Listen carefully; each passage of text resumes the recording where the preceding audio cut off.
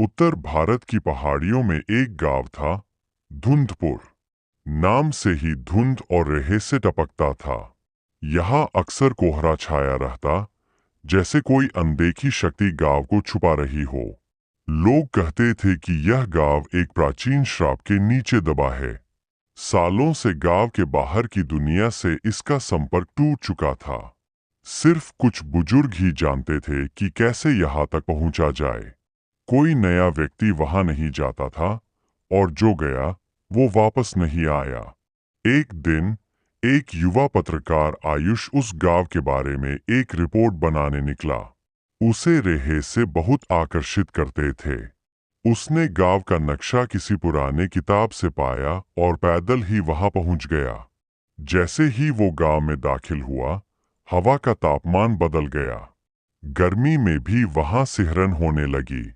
गांव सुनसान था, पर कुछ घरों की खिड़कियों से पर्दे हिलते दिखे। उसने सोचा लोग छुपे होंगे। पहली रात उसने एक पुराने स्कूल भवन में डेरा डाला। रात होते ही अजीब सी फुसफुसाहटें गूंजने लगीं। दीवारों पर छायाएं दौड़ने लगीं, जैसे कोई उसे घूर रहा हो। आयुष ने मोबाइल से वीडियो बनानी चाही, लेकिन स्क्रीन ब्लैंक हो गई। अगली सुबह गांव का एक बुजुर्ग व्यक्ति मिला, बाबा मधो।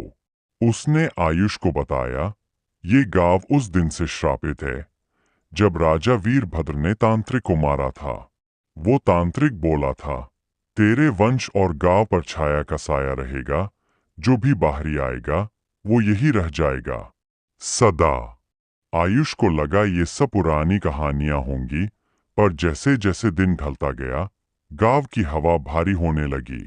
चौथी रात उसे अपने कमरे के बाहर खरोंचने की आवाज आई। जब उसने दरवाजा खोला, सामने कोई नहीं था, पर जमीन पर उसके नाम का खून से लिखा एक शब्द था, रुक। अब आयुष डर गया। भागने का सोचा, लेकिन रास्ता उसी धुंध में खो चुका था।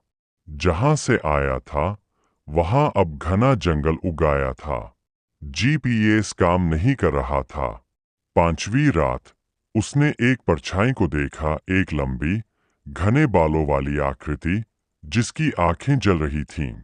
वो बोली, अब तू भी छ।